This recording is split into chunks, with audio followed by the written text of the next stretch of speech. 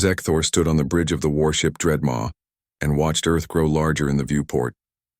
The blue planet hung in the darkness of space like a jewel waiting to be claimed. He had seen this sight 16 times before, on 16 different worlds. Each time the pattern was the same. His people would arrive, demonstrate their superior power, and the primitives below would surrender. Earth would be no different. Commander Vrelash walked past the rows of soldiers standing at attention. His armor gleamed under the ship's lights, decorated with medals from countless victories. He stopped in front of the viewport and smiled, showing his sharp teeth. "Soldiers of the Korvathi Empire," Vrelash announced, his voice echoing through the bridge. "Below us lies our 17th conquest. The humans are weak, their weapons are crude. Their ships cannot reach beyond their own moon. This will be over in days, perhaps hours." Zekthor felt confident. He had studied the intelligence reports on humanity. They were divided into hundreds of nations that could barely cooperate. Their most powerful weapons were nuclear missiles, technology the Korvathi had abandoned centuries ago. Their space program was limited to a few stations and satellites. They had no shields, no energy weapons, no faster-than-light travel. They were children playing with sticks. "Squad leaders, prepare your units for deployment," Vrelash continued. "We will target their military installations first. Once their armies fall, the rest will surrender." Zekthor returned to his squad of 12 soldiers. They were checking their weapons and armor, going through the pre-battle routines they had performed countless times. None of them looked worried. Why would they? This was just another job. "Listen up," Zekthor told his squad. "We're dropping into a region they call Colorado. There's a mountain pass that connects two of their major cities. We secure it, we cut off their supply lines. Simple work." His second-in-command, a veteran named Kreltok, laughed. "How long do you think this one will take, sir?" "I bet 3 days before they wave their white flags." 2 days, another soldier said. "These humans can barely leave their own planet. They'll break fast." Zekthor wanted to agree, but something nagged at him. He had read about human history in the intelligence files. These creatures spent most of their existence fighting each other. Their planet was soaked in the blood of countless wars. They had weapons designed specifically to kill their own kind. What kind of species did that? The fleet began its attack. Energy beams lanced down from orbit, striking military bases across the planet. Missiles launched from Earth's surface, but they exploded harmlessly against the Korvathi shields. Return fire from the fleet destroyed the missile sites. Within an hour, Earth's orbital defenses were gone. Within 2 hours, their air forces were crippled. Within 3 hours, the invasion began. Zekthor's dropship screamed through Earth's atmosphere. Through the small window, he watched fires burning in distant cities. The ship shook as it descended, then steadied as it approached the landing zone. The rear door opened and cold mountain air rushed in. "Move out," Zekthor commanded. His squad deployed into a pine forest. The trees were tall and thick, nothing like the vegetation on the other worlds they had conquered. Snow covered the ground in patches. The air was thin and cold. Zekthor checked his scanner. The human military base was 2 kilometers ahead, built into the mountainside. They moved through the forest in standard formation. The suits they wore made them nearly invisible, and their weapons could punch through any armor the humans possessed. This should be easy. The human base came into view. It was a crude structure of concrete and metal, built half into the mountain. Guard towers stood at each corner. Zekthor could see human soldiers moving along the walls. They wore camouflage uniforms and carried primitive kinetic weapons, rifles that fired metal bullets. How quaint. "All units, begin the assault." Vrelash's voice crackled over the communication channel. "Show these primitives the price of resistance." Zekthor raised his weapon and fired. The energy blast struck a guard tower, and it exploded in a shower of debris. His squad opened fire, their weapons tearing through the base's defenses. Human soldiers scrambled for cover, returning fire with their rifles. The bullets sparked off Korvathi armor, doing no damage. This was the pattern. This was how it always went. The enemy would realize they were outmatched and surrender. But the humans didn't surrender, they kept fighting. Even as their towers fell and their walls crumbled, they kept shooting. Zekthor watched a human soldier get hit by an energy blast that should have killed him instantly. The man fell, but another soldier dragged him to cover and kept firing. "Advance," Zekthor ordered. His squad moved forward. The base's main gate exploded inward under their assault. They pushed inside, expecting to find chaos and surrender. Instead, they found organized resistance. Human soldiers had set up defensive positions throughout the base. They fired from behind barricades, from windows, from doorways. One of Zekthor's soldiers, Mektar, moved too far ahead. A human soldier popped up from behind cover and fired a weapon that launched an explosive projectile. The blast caught Mektar in the chest and his shields flickered. Before he could recover, 3 more humans opened fire, concentrating their shots on the same spot. Mektar went down. Zekthor felt a spike of shock. That shouldn't be possible. Their armor was supposed to be invulnerable to human weapons. Mektar is down, Kreltok shouted. He's not moving. The humans had learned quickly. They had figured out that concentrated fire could overwhelm the shields. They were adapting. Fall back to cover, Zekthor ordered. Suppressing fire. His squad retreated to a more defensive position. Zekthor looked at the human base with new eyes. These weren't primitives fleeing in terror. They were soldiers, fighting with discipline and courage. They knew they were going to lose. They had to know. But they fought anyway. A human officer appeared on the base's wall. He was a tall man with short dark hair, wearing a uniform marked with the insignia of a lieutenant. He carried a rifle and wore the expression of someone who had already accepted death. The officer raised his weapon and fired at Zekthor's position, then ducked behind cover before return fire could hit him. Who is that? Kreltok asked. Zekthor checked his scanner. Lieutenant Jake Morrison, Marine Corps, 28 years old, combat experience in 3 human conflicts. He should surrender, Kreltok said. He has to know this is hopeless. But Morrison didn't surrender. He kept coordinating his soldiers, kept fighting, kept moving. Zekthor watched him through his scope and saw something he had never seen on any other conquered world. He saw a human who would rather die than give up. The battle lasted 6 hours. 6 hours for a fight that should have been over in minutes. When the human base finally fell, Zekthor's squad had lost 3 soldiers. 3 Korvathi warriors dead, killed by primitives with bullets and explosives. The surviving humans were captured. They were wounded, exhausted, but not broken. Zekthor walked past them and saw defiance in their eyes. One soldier, a woman with medical insignia on her uniform, was treating wounded humans even with her hands bound. She looked up at Zekthor and didn't look away. Name, Zekthor demanded. Corporal Amy Williams, she said. Combat medic. And these men need treatment. You are prisoners, Zekthor said. Then as prisoners under your conventions of war, we're entitled to medical care, Amy replied. Her voice was steady, unafraid. Zekthor had read about human conventions, their rules of war. It amazed him that they had such things. On other worlds, defeated enemies begged for mercy. This human was demanding her rights. Lieutenant Morrison was brought forward. His uniform was torn and bloody, but he stood straight. Commander Vrelesh appeared on the communication screen. Lieutenant Morrison, Vrelesh said, you have fought bravely but pointlessly. Your world is ours. Order your forces to stand down and we will show mercy. Morrison looked at the screen. His jaw was set, his eyes hard. With respect, Commander, you can go to hell. We don't surrender. Not today. Not tomorrow. Not ever. Vrelesh's face twisted with anger. Then you will die. Probably, Morrison said. But we'll take a lot of you with us. The transmission ended.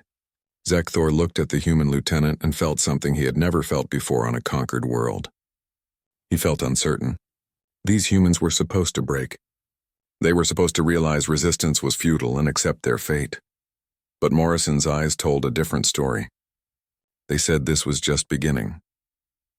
That night, as Zekthor stood guard over the captured humans, he heard them talking quietly among themselves. They weren't talking about surrender. They were talking about how to escape, how to fight back, how to win. Even in captivity, they were planning resistance. One of the younger soldiers, barely more than a boy, looked up at Zekthor and spoke. You think you've won. You haven't. You don't know us yet. But you will. Zekthor said nothing. He stood in the cold Colorado night and looked up at the stars where his fleet orbited, bombarding cities and destroying armies. Everything was going according to plan. So why did he feel like something had gone terribly wrong? 3 weeks had passed since the invasion began, and Zekthor was starting to understand that nothing about this conquest was going according to plan. His squad had been ordered to push deeper into human territory, securing towns and highways. Command assured them that human resistance would crumble any day now, but every day it grew stronger.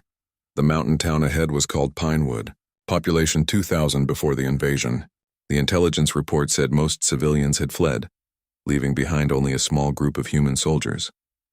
Zekthor's squad was supposed to clear it in an hour. They approached at dawn, moving through the forest in their standard formation. The town looked abandoned. Buildings stood empty, windows dark. No movement on the streets. It looked exactly like the trap it was. Spread out, Zekthor ordered. Watch for ambush points. His squad moved carefully into the town. Zekthor's instincts screamed warnings. He had learned to respect human cunning. They were weaker, slower, and their weapons were inferior, but they thought differently. They fought in ways no other species had. The explosion came from beneath a parked vehicle. The blast caught 2 of his soldiers, sending them flying. Before Zekthor could react, gunfire erupted from the buildings. Humans were firing from windows, from rooftops, from basement windows. They had turned the entire town into a killing zone. Contact. All sides, Kreltok shouted. They're everywhere! Zekthor's squad returned fire, energy beams punching through walls. But the humans had learned. They didn't stay in one place. They fired, moved, fired again. Zekthor caught glimpses of them, quick shadows moving between buildings. They were using the terrain, using their knowledge of the town. One human stood out, a man in a marine uniform, moving from position to position, coordinating the others. Zekthor recognized him immediately. Lieutenant Jake Morrison, the same human from the mountain base. He had escaped somehow. Target that officer, Zekthor commanded. Energy beams struck the building where Morrison had been, but he was already gone, appearing somewhere else. The human moved like smoke, impossible to pin down, and wherever he went, human resistance intensified. The battle lasted 3 hours. When Zekthor's squad finally secured the town, they had lost 1 soldier dead and 3 wounded. The humans had vanished into the forest, fading away like ghosts. But they left behind surprises. Booby traps, false walls hiding weapons caches, supplies hidden in sewers. This wasn't just resistance. This was organized guerrilla warfare. Command, this is squad leader Zekthor, he reported. Town secured, but at significant cost. The humans are not fighting like any enemy we've encountered before. Elaborate, Commander Vrelesh demanded. They don't defend positions to the death. They hit us and withdraw. They use traps and terrain. They turn their own settlements into weapons. Sir, they're getting better at killing us. Then we must be better at killing them, Vrelesh said coldly. Continue your advance. That night, Zekthor's squad captured a wounded human soldier. The man had been left behind when his unit retreated, hiding in a basement with a shattered leg. His name was Private Kyle Bennett, according to his identification tags. He was young, maybe 22 years old, with red hair and freckles. He should have been terrified. Where are the other humans? Zekthor demanded. Kyle looked up at him and laughed. Actually laughed. Blood stained his teeth. You think I'm going to tell you? You think I'm afraid of you? You should be, Kreltok said. We can make you talk. Then do it, Kyle said. Because I'm not saying anything. My unit got away. They're going to hit you again tomorrow, or the next day, and they're going to kill more of you. And I'm going to die knowing that. Zekthor stared at the human. The boy was dying from his wounds, alone, in agony. He had nothing to gain from defiance. But he was defiant anyway. It made no sense. Why? Zekthor asked. Why not surrender? Why not save yourself? Kyle's laugh turned into a cough. Because we're Americans, you alien bastard. We wrote "Give me liberty or give me death" into our history books. We meant it. The human died an hour later, never having said anything useful. Zekthor stood over his body and felt disturbed. On other worlds, captured soldiers gave up information to save themselves. Survival was the first instinct of any living thing. Except apparently humans. The next week brought worse news. A Korvathi supply convoy was ambushed 50 kilometers from Zekthor's position. The humans had used crude but effective tactics, blocking the road with fallen trees, then attacking from the forest. They had destroyed 3 transport vehicles before disappearing. The convoy commander reported that the attackers had been civilians, not soldiers. Old men, teenagers, women, all of them armed and willing to die. This doesn't make sense, Kreltok said as they studied the report. Why are there civilians fighting? We haven't even entered their cities yet. They should be cowering, waiting for us to establish order. They're not like other species, Zekthor said quietly. They don't think like we do. 2 days later, Zekthor's squad was ordered to investigate a small farmhouse where humans were reportedly hiding. They approached carefully, expecting another ambush. But what they found was worse than an ambush. The farmhouse held a family. A father, a mother, and 3 children. The oldest child was maybe 12 years old. They should have been helpless. Instead, the father stood in the doorway with a hunting rifle, an ancient weapon probably 100 years old that could barely scratch Korvathi armor. "Stay back," the father said. His voice shook, but his hands were steady. "You're not taking my family. Stand aside," Zekthor ordered. "We have orders to search this property. Then you'll have to go through me." Zekthor raised his weapon. The man had to know this was suicide. One shot would kill him, but he didn't move. He stood there, protecting his family with a weapon that couldn't protect them. Behind the father, Zekthor could see the mother. She was holding something. When Zekthor's scanner analyzed it, he felt cold. She was holding explosives. Crude, homemade, but powerful enough to destroy the entire house and everyone in it. "If you come in here," the mother said, "I'll blow us all up. You won't take us alive." Zekthor had a choice. He could kill them all. His orders were clear. But as he looked at the 3 children who stared back at him with fear and defiance in equal measure, he couldn't do it. "Fall back," Zekthor ordered his squad. "Sir?" Kreltok asked, confused. "I said fall back. This position is not worth our time."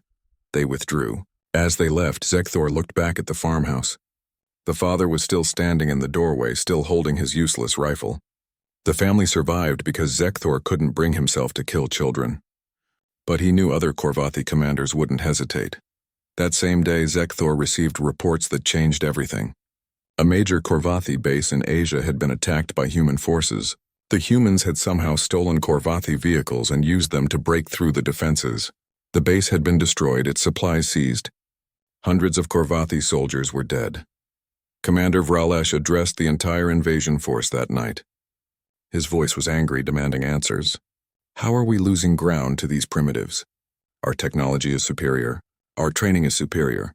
Why are we bleeding for every kilometer of this miserable planet?" Zekthor wanted to tell him. He wanted to explain that humans were different. They didn't calculate odds. They didn't surrender when logic said they should. They fought because fighting was what they did. But he stayed silent. The next morning, Zekthor's squad was sent to patrol a highway.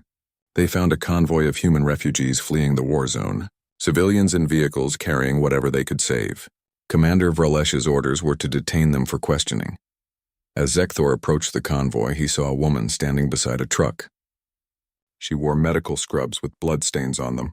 She was organizing the refugees, directing traffic, checking on wounded people.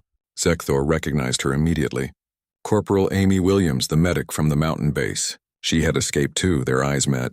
Amy didn't run. She stood her ground even though she had to know what would happen next. "Corporal Williams," Zekthor said, "you are under arrest." "These people need medical care," Amy said calmly. "Let me finish treating them, then you can take me. I have orders to detain all of you. Then detain us after I save this child's life." Amy gestured to a little girl, maybe 6 years old, bleeding from a head wound. "You can shoot me after, but let me help her first." Zekthor looked at the child, then at Amy, then at his squad. Kreltok was watching him, waiting for orders. The other soldiers looked uncomfortable. They were warriors, trained to fight other warriors. Not to detain wounded children. 10 minutes, Zekthor said. Treat the wounded. Then you all come with us. Amy nodded and went to work. Zekthor watched her move through the refugees, bandaging wounds, offering comfort, working with calm efficiency. She had been a prisoner once and escaped. She knew being captured again might mean execution. But she stayed to help people who needed her. Before the 10 minutes were up, gunfire erupted from the tree line. Lieutenant Morrison and his unit had found them. The humans attacked with precision, targeting Zekthor's squad while avoiding the refugees. In the chaos, Amy and the civilians escaped into the forest. Zekthor watched them go. He could have pursued, but he didn't, he told. 6 months into the invasion, Zekthor sat in what humans called a secured zone and realized they had secured nothing. The Korvathi Empire controlled the major cities, but controlling them meant constant fighting. The countryside belonged to human resistance fighters. The mountains, the forests, the deserts, all of it was hostile territory. Supply convoys needed heavy escorts. Communication outposts were attacked daily. Korvathi casualties climbed higher every week. The war had changed Zekthor's squad. They were veterans now, but not the confident soldiers who had landed 6 months ago. They were tired, paranoid, and scared. Every building could hide an ambush. Every vehicle could be a bomb. Every human civilian might have a weapon. The certainty of victory had been replaced by the uncertainty of survival. Zekthor was reading intelligence reports when the attack began. Explosions rocked the compound, followed by the distinctive sound of human weapons. His squad grabbed their gear and rushed to defensive positions. Through the smoke and chaos, Zekthor could see dozens of humans attacking from multiple directions. This wasn't a raid. This was a coordinated assault. All units, defensive positions, Zekthor shouted into his communicator. We are under heavy attack. The humans had learned from 6 months of warfare. They moved in small teams using cover effectively, concentrating fire on weak points in the Korvati defenses. They used smoke grenades to blind sensors. They used explosives to breach walls. They fought like soldiers who had been training for years, not months. Zekthor spotted familiar faces among the attackers. Lieutenant Jake Morrison was there, now wearing the insignia of a captain. He led a team that struck like lightning, hitting hard and withdrawing before return fire could find them. Amy Williams was there too, following behind the assault teams, dragging wounded humans to safety while bullets flew around her. The battle lasted 4 hours. When it finally ended, the humans withdrew in good order, taking their dead and wounded with them. They left behind destroyed vehicles, damaged buildings, and 30 dead Korvati soldiers. The compound had held, but barely. Commander Verlesh appeared on every screen in the compound. His face was twisted with rage. This is unacceptable. 6 months and these primitives still resist. Where is the intelligence that said they would break easily? Where is the victory we were promised? None of the officers answered. They all knew the truth. The intelligence had been wrong. Humans weren't like any species the Korvati had conquered before. We are bringing in reinforcements, Verlesh announced. A second fleet, twice the size of the first. We will crush this resistance once and for all. Zekthor felt no relief at this news. More soldiers meant more targets for human attacks. It meant escalation, not resolution. 2 days later, Zekthor's squad was assigned to a pacification mission. They were to enter a human town and round up suspected resistance members. The orders were vague, which meant they were free to interpret suspected however they wanted. Zekthor hated these missions. The town was called Riverside. It sat along a river valley, surrounded by farms and forests. Intelligence reported that resistance fighters used it as a staging area. Zekthor's squad arrived at dawn, supported by armored vehicles and air support. They found a town that looked peaceful. Civilians were going about their daily lives, or trying to. Children played in yards. Old people sat on porches. It looked innocent. But Zekthor had learned that appearances meant nothing on Earth. Start the searches, Zekthor ordered. Look for weapons, communication equipment, anything suspicious. His squad began going door to door. The civilians cooperated mostly. But Zekthor could see the hatred in their eyes. An old woman spat at Kreltok's feet. A teenage boy glared at them with such intensity that Zekthor thought he might attack with his bare hands. These weren't defeated people. These were people waiting for their chance to fight back. In the town square, Zekthor's squad gathered the civilians for questioning. About 200 humans stood there, guarded by Korvati soldiers. Zekthor was scanning faces when he saw her. Amy Williams, standing among the civilians wearing ordinary clothes instead of her uniform. She was trying to blend in, but Zekthor recognized her immediately. You, Zekthor said, pointing. Step forward. Amy's face showed no fear. She walked forward calmly, her hands visible and empty. Corporal Amy Williams, serial number 743219. I am a prisoner of war, entitled to treatment under the Geneva Conventions. The Geneva Conventions are human laws, Kreltok said. They don't apply here. Then you're admitting you're war criminals, Amy replied. She said it loud enough for all the civilians to hear. Before Zekthor could respond, shooting erupted from the buildings around the square. Human resistance fighters had been hiding, waiting for exactly this moment. They opened fire on the Korvati soldiers, and the square erupted into chaos. Civilians scattered, running for cover. Korvati soldiers returned fire, their energy weapons tearing through buildings.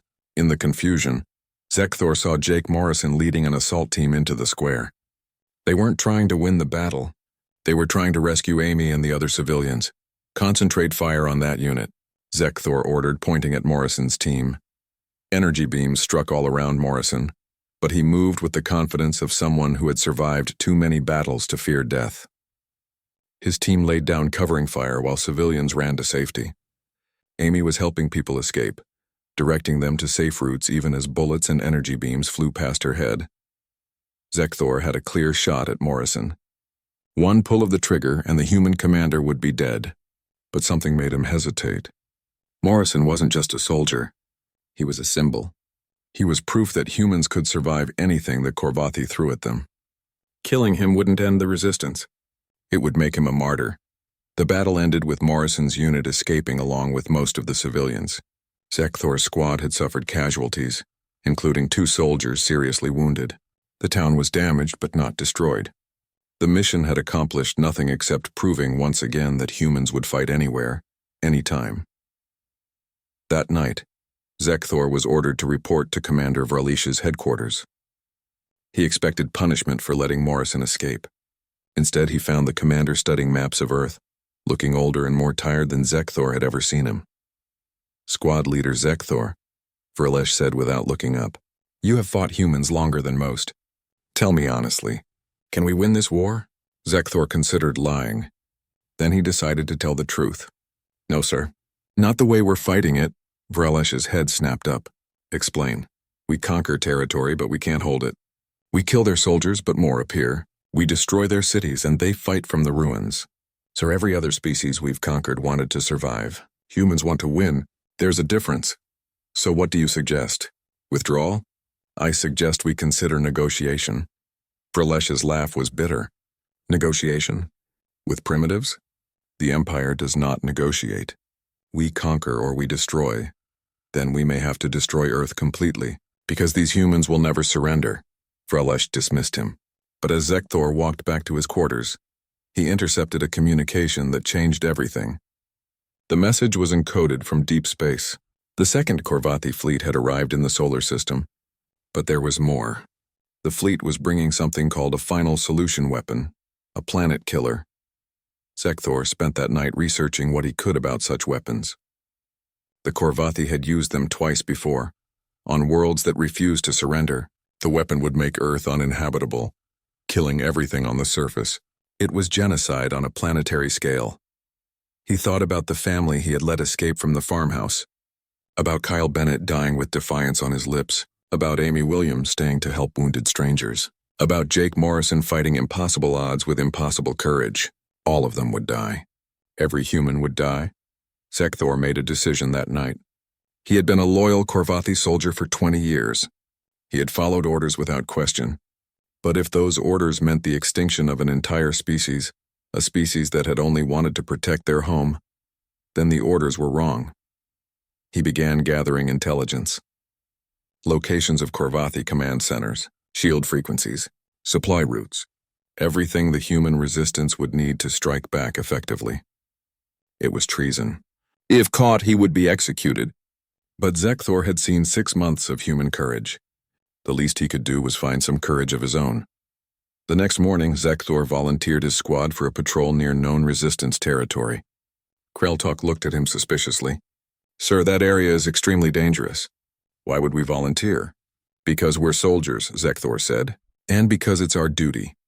They drove into the mountains into an area where human resistance was known to operate. Zekthor made sure they took a route that would be visible to human scouts. He made sure they stopped in places where an ambush would be easy. He was offering himself up as bait, hoping the humans would take it. The ambush came at midday. Human fighters surrounded Zekthor's squad, weapons ready. Jake Morrison stepped out from behind cover, rifle pointed at Zekthor's head. "Surrender," Morrison said. "I'd prefer to take you alive, but dead works too." Zekthor slowly raised his hands. "Captain Morrison, I need to speak with—" The human resistance base was carved into a mountain, hidden beneath layers of rock and camouflage. Zekthor had never seen anything like it. The humans had built an entire military complex in secret, right under Korvathi sensors. They had workshops, medical facilities, armories, and command centers. They had taken scraps and turned them into a fortress. Jake Morrison led Zekthor through the base. Everywhere, humans stopped what they were doing to stare at him. Some looked curious, most looked angry. A few looked like they wanted to kill him right there. Zekthor didn't blame them. He was the enemy. The fact that he was helping now didn't erase 6 months of invasion. "They hate me," Zekthor said quietly. "Yes," Morrison agreed. "But they'll work with you because we don't have a choice. We need what you know." They entered a command center where a holographic display showed Earth and the orbiting Korvathi fleet. A woman in a general's uniform stood studying the display. She was older than Morrison, maybe 50, with gray streaks in her dark hair and eyes that had seen too much war. "General Kate Hudson," Morrison said. "This is the Korvathi defector." Hudson looked Zekthor up and down. "Why are you helping us?" "Because what the Korvathi are planning is wrong," Zekthor said. "You have the right to defend your world. You've earned that right through 6 months of incredible courage. I won't be part of genocide." "Noble words," Hudson said. "But words are cheap. Show me this planet-killer weapon. Show me how to stop it." Zekthor approached the holographic display. He zoomed in on the largest Korvathi ship, a massive dreadnought called the Annihilator. "There. The weapon is housed in the forward section, Deck 12. It's called a Genesis device. When activated, it triggers a chain reaction in a planet's core. Earth would tear itself apart from within." "How much time do we have?" Hudson asked. 70 hours now. Once they activate it, there's no stopping the process. We have to destroy the device before activation." "And how do we get to it?" "That ship has shields, weapons, and thousands of soldiers. We use a captured Korvathi shuttle," Zekthor explained. "I can provide the access codes. We approach as if we're resupplying the ship. Once we're aboard, we fight our way to the device and destroy it." Morrison laughed, but there was no humor in it. "Fight our way through a ship full of alien soldiers? That's suicide." "Yes," Zekthor said. "I know, but it's the only way." Hudson studied the display for a long moment. "How many people can we fit in a shuttle?" 20. Maybe 25 if we pack in tight. 25 people against a ship with a crew of thousands." Hudson looked at Morrison. "Captain, I need your best soldiers. People who can think fast and fight hard. People who aren't afraid to die." "I'll lead the team," Morrison said immediately. "I expected you would," Hudson replied. "Who else?" Over the next hour, they assembled the team. Morrison picked his most experienced fighters. Amy Williams volunteered immediately, insisting they would need a medic. A demolitions expert named Paul Carter signed up, saying someone needed to make sure the Genesis device was properly destroyed. More soldiers stepped forward, all volunteers, all knowing they probably wouldn't come back. Zekthor watched the humans prepare and felt something like awe. They weren't being ordered. They weren't being forced. They were choosing to face almost certain death to save their world. On Korvathi worlds, soldiers followed orders. On Earth, soldiers followed their conscience. The team gathered in a briefing room. Morrison stood at the front, pointing to a schematic of the Korvathi ship. "This is what we know. The Genesis device is here, on Deck 12. We'll enter through the hangar bay, work our way down. Zekthor will guide us through the ship's layout." "What about security?" someone asked. "Heavy," Zekthor answered. "The ship operates on 3 rotating shifts. The change happens every 8 hours. We'll attack during a shift change when there's the most confusion. It gives us maybe a 10-minute advantage." 10 minutes to cross a ship the size of a city, Paul Carter said. "Great odds." "We've faced worse," Amy said. She was checking her medical supplies, her face calm. Zekthor had seen her under fire multiple times now. She never panicked, never hesitated. She just did what needed to be done. Morrison continued the briefing. "Once we reach the device, Paul will set charges. We blow it, then fight our way back to the shuttle." "Questions?" A young soldier raised his hand. He couldn't have been more than 20. "What if we can't get back to the shuttle?" Morrison met his eyes. "Then we make sure the device is destroyed before they kill us. This isn't about survival. This is about making sure Earth survives." The room fell silent. Everyone understood. This was a one-way mission for most of them. But no one left. No one backed out. They spent the next 2 days preparing. The humans trained with captured Korvathi weapons, learning their weight and feel. Zekthor taught them Korvathi tactical signals, security protocols, and ship layouts. He watched them absorb information with incredible focus. These weren't just soldiers. They were survivors who had learned to adapt or die. Amy approached Zekthor during a break in training. "Can I ask you something?" "Yes." "Why are you really doing this? And don't give me the noble speech about genocide being wrong. What made you change sides?" Zekthor thought about his answer. "I watched a human soldier die. His name was Kyle Bennett. He was wounded, alone in terrible pain. I asked him why he didn't surrender. He laughed at me. He died defiant, and I couldn't understand it. But over 6 months, I kept seeing it. Humans who chose death over surrender, not because they were stupid, but because they believed their freedom was worth more than their lives. That's something we Korvathi have forgotten, if we ever knew it at all." Amy nodded slowly. "Kyle was a friend of mine. He was a good kid. Scared all the time, but he never let it stop him. He was braver than any soldier I fought alongside," Zekthor said. "Yeah," Amy said quietly. "He was." The day of the mission arrived. The team gathered in the hangar where a captured Korvathi shuttle waited. It looked small and fragile, nothing like the powerful warships that had invaded Earth. But it was their only chance. General Hudson addressed the team one last time. "I won't lie to you. This is probably a one-way trip. But if you succeed, you save billions of lives. You save Earth. That's worth any sacrifice. Good luck, and God be with you." The team boarded the shuttle. Zekthor took the pilot's seat with Morrison beside him. The others crowded into the cargo area, checking weapons and gear one last time. The shuttle lifted off, rising through the mountain's hidden exit into the sky. Earth fell away beneath them. Even after 6 months of war, it was beautiful. Blue oceans, white clouds, green continents. Zekthor understood why humans fought so hard. This wasn't just a planet. This was their home. The shuttle approached the Korvathi fleet. Zekthor's hands were steady on the controls, but his hearts were pounding. If the codes didn't work, they would be destroyed instantly. If any Korvathi recognized him as a traitor, they would be destroyed. Everything depended on the next few minutes. "Shuttle Alpha 73 requesting docking clearance," Zekthor said in Korvathi, his voice calm and official, "carrying supplies and replacement personnel." There was a pause that felt like an eternity. Then the response came. "Clearance granted. Proceed to Hangar Bay 4.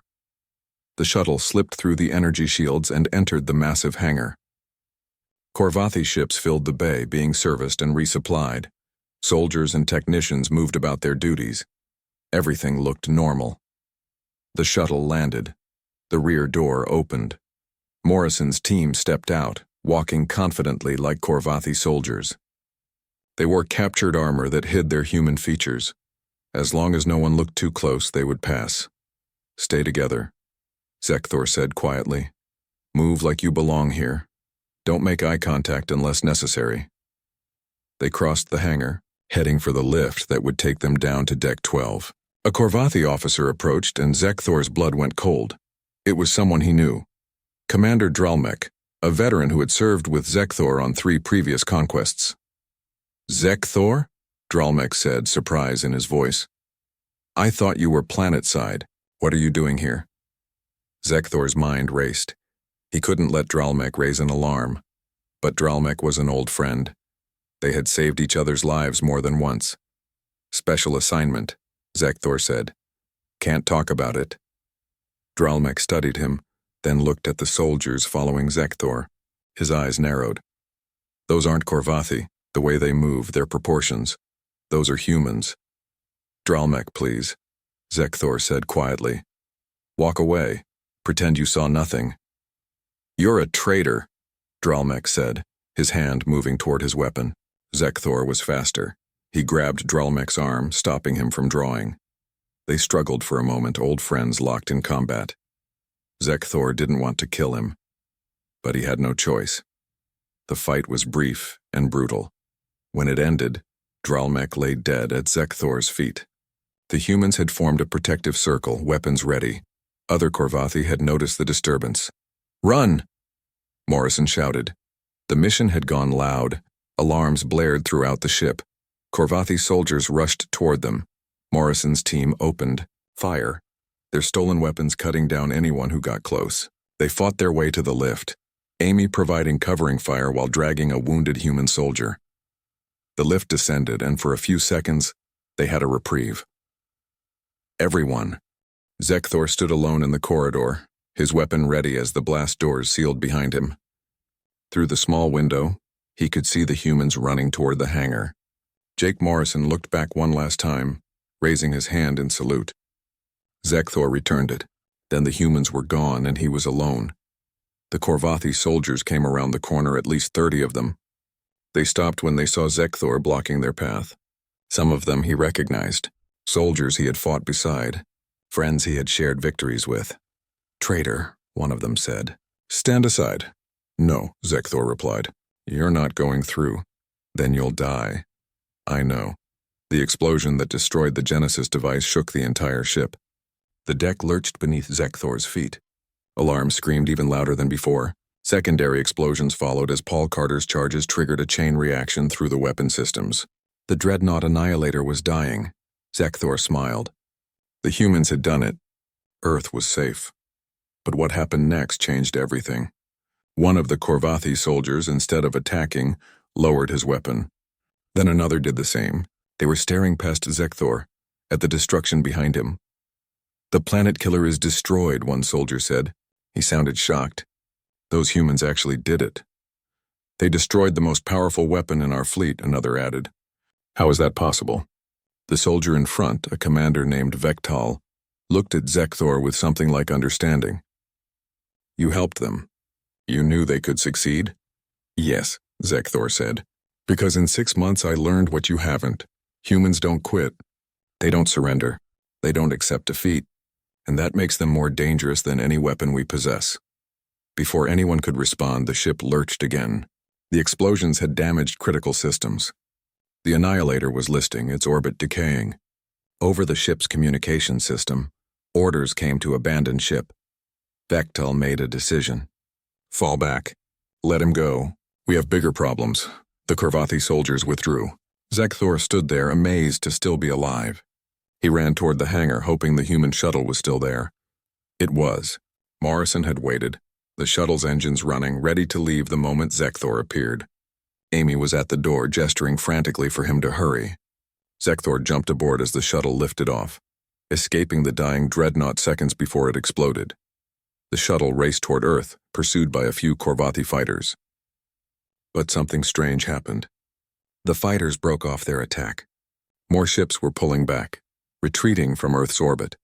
The entire fleet was withdrawing. "What's happening?" Morrison asked. Zekthor checked the communication channels. What he heard made his heart sink and soar at the same time. "Commander Verlesh is dead. The command structure is in chaos. Ships are requesting orders, but no one is giving them. Some are saying we should withdraw. Others want to continue the fight. The fleet is breaking apart." "We did it," Amy whispered. "We actually did it." But the victory had come at a terrible cost. Of the 25 who had boarded the Annihilator, only 12 made it back. Paul Carter had died in the final explosion, staying behind to make sure the charges detonated properly. Others had fallen in the corridors, giving their lives so the mission could succeed. The shuttle landed at the Resistance base. General Hudson was waiting with news. "The Korvathi fleet is in full retreat. They're leaving Earth's solar system. Some are even surrendering. Word is spreading through their empire about what happened. Humans destroyed their planet killer. Species across the galaxy are watching." Over the next days, more incredible news arrived. The other species that the Korvathi had conquered were rising up. Seeing humans defeat the Empire's best weapons gave them hope. Rebellions erupted on a dozen worlds. The Korvathi Empire, which had seemed invincible, was collapsing. Within a year, it was over. The Korvathi Empire ceased to exist. broken apart by the rebellions it had inspired. Earth remained free, scarred but unbroken. The humans had won. But for Zekthor, the war never truly ended. He became a prisoner, then later a witness telling his story to anyone who would listen. He testified at tribunals about war crimes on both sides. He lived on Earth because he had nowhere else to go, an alien among the species he had tried to conquer. 50 years passed. Zekthor aged slowly by Korvathi standards, watching Earth rebuild and grow stronger. Humans reached out to other worlds, forming alliances, sharing technology. They didn't become conquerors. They became protectors, defending other species from threats. On the 50th anniversary of the invasion, Zekthor returned to Colorado. The mountain base where it had all started was now a memorial. Names of fallen soldiers covered black granite walls. Humans came here to remember the price of freedom. He walked through the memorial gardens, lost in memories. So many dead, human and Korvathi both, all because his empire had been arrogant enough to think humans would surrender easily. I thought I might find you here.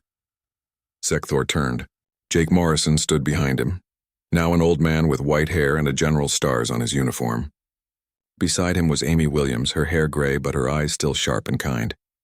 They had both survived the war and built long lives afterward.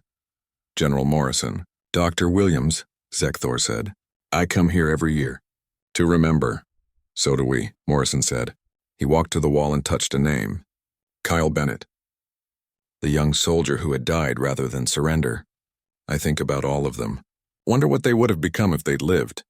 They saved the world, Amy said. That's what they became. The three of them stood in silence, former enemies who had become something like friends. The sun set over the mountains, painting the sky in shades of orange and red. Do you regret it? Morrison asked. Betraying your people? Zekthor thought about that question. He had spent 50 years thinking about it. No, I regret the invasion. I regret the deaths. But helping you stop the Genesis device, that's the only thing I did in that war that I'm proud of. You saved billions of lives, Amy said. Human and Korvathi. That counts for something. Maybe, Zekthor said. But it doesn't bring back the dead. They walked through the memorial together. Other visitors gave them space, recognizing the three figures from history books. The alien who had switched sides. The human general who had led the desperate assault. The doctor who had saved lives while bullets flew. Why did you wait for me? Zekthor asked suddenly. At the hangar when the ship was exploding. You could have left. Should have left. Why did you wait? Morrison met his eyes. Because you were part of the team. We don't leave our people behind, but I wasn't your people. I was the enemy. Not anymore, Amy said. The moment you decided to help us, you became one of us. That's how humans work. We judge people by their actions, not their species. Zekthor felt something in his chest, an emotion he couldn't quite name. Acceptance, maybe. Or forgiveness. Or perhaps just the peace of knowing that his betrayal had meant something. They reached the central monument. A statue showing human soldiers standing together. The inscription read, They fought not because they were strong, but because they refused to be weak. They died not because they had to, but because others might live. Remember them. Honor them. Be worthy of their sacrifice. I spoke at a galactic tribunal last month, Zekthor said. Young species asking about humanity, about whether they should fear you or trust you. What did you tell them? Morrison asked. I told them the truth. I told them that humans are the most terrifying species in the galaxy, because you don't know how to quit. But I also told them that humans are the most trustworthy species because you keep your promises. You said you would fight for your world, and you did. You said you would help other species find freedom, and you have. Amy smiled. That's probably the nicest thing anyone said about us. It's also the most honest, Zekthor replied. A young human child ran up to them, maybe 6 years old, holding a flower. She looked up at Zekthor with curious eyes. Are you the alien who helped save Earth? Zekthor knelt down to her level. I helped. But the real heroes were the humans who fought when everyone said they should surrender. My grandpa says you're a hero too, the girl said. She handed him the flower. Thank you for helping us, she ran back to her parents. Zekthor held the flower, a simple yellow bloom that grew wild on Earth. Such a small thing. But it represented life continuing, children growing up in a world that almost died. Do you ever wonder what would have happened if we hadn't stopped the Genesis device? Morrison asked. Every day, Zekthor said. Everything on this planet would have died. Every human child who was born in the last 50 years wouldn't exist. Earth would be a dead rock floating in space. And the galaxy would have been darker for it. Instead, we're here, Amy said. Earth is here. Life goes on.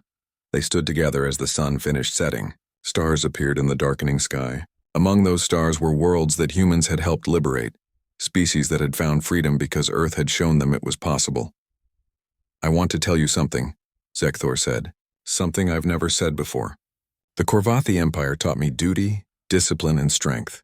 But you humans taught me something more important. You taught me courage. Real courage isn't fighting when you know you'll win. It's fighting when you know you'll probably lose, but doing it anyway because it's right. Morrison put his hand on Zekthor's shoulder. You showed courage too.